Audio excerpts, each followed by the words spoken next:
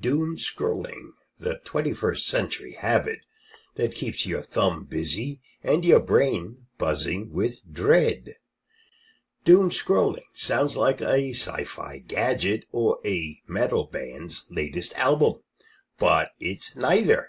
It's the very real, very modern habit of endlessly scrolling through negative or distressing news and social media content, even though you know it's making you feel worse. We all recognize the pattern. You pick up your phone to just check the news before bed. An hour later, you're 6 articles deep on disasters halfway across the world, reading a dozen hot takes on political scandals, and staring at some terrifying graph about climate change. You finally put the phone down, but instead of feeling informed, you feel anxious, helpless, and kind of hollow. That's doom scrolling. Why our brains love bad news. It's not just weakness for lack of discipline.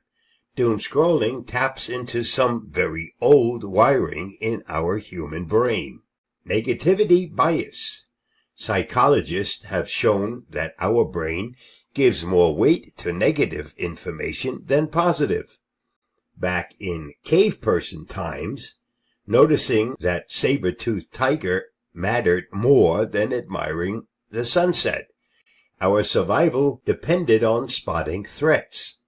Fast forward to today, that threat are headlines about inflation, war, or pandemics. Your brain still perks up. This is important. The information illusion. We think that if we keep scrolling, we'll finally find the one article that explains everything and makes the world make sense. Spoiler alert, that article doesn't exist. Algorithms know what grabs you. Social media platforms and news apps are designed to keep you hooked. Fear and outrage generate clicks and shares. The more you engage with bad news, the more bad news they feed you. FOMO, or fear of missing out. No one wants to be the only person who didn't hear about the latest big crisis. Staying in the loop feels responsible, even when it's just raising your blood pressure.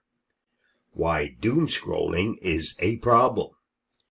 A little news is good. Staying informed is important.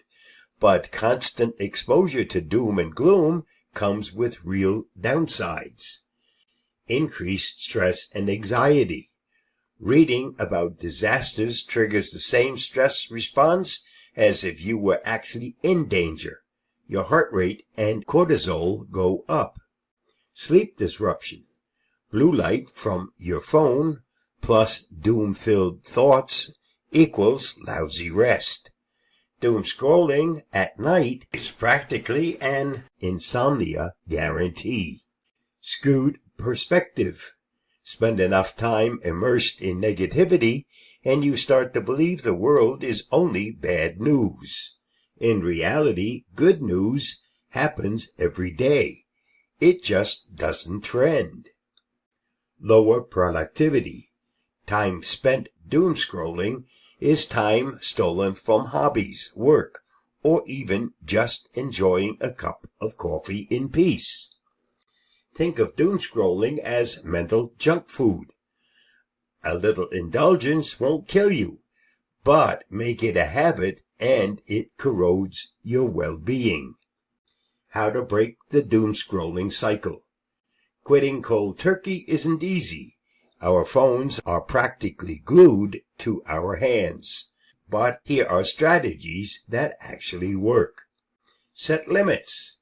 Use app timers or your phone's digital well-being settings to cap time and news apps or social media.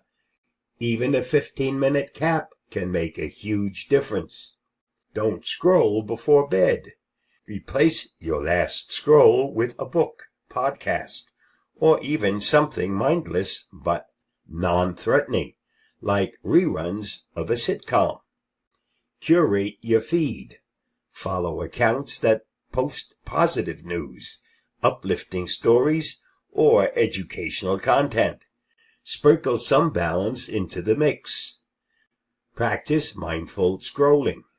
Before opening a news app, ask yourself, do I really want to know what's going on right now, or am I just anxious? Replace the habit. Keep your hands busy in other ways.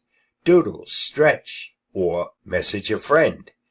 Breaking the cycle is easier if you swap the habit with something simple. Seek depth, not constant updates.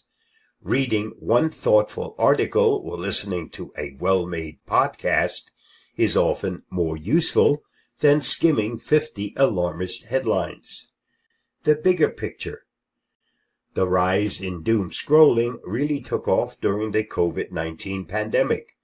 With so much uncertainty, people turned to their screens for answers and often got fear instead. But even beyond pandemics, doom scrolling thrives because our world is hyper-connected. You don't just hear about local problems. You get real-time updates on disasters across the globe. The problem isn't being informed. The problem is being overexposed. Humans weren't built to carry the weight of every crisis, everywhere, every hour of the day. Bottom line, doom scrolling is the illusion of control. The idea that if you just read one more headline, you'll feel safer, smarter, or better prepared. Instead, it leaves you drained, anxious, and pessimistic. Information is power, but only if you can step away when it stops helping. Stay safe, stay secure, and remember that the news will still be there tomorrow. The question is, will you? Thanks for tuning in. Now go hit that subscribe button and stay curious, my friends.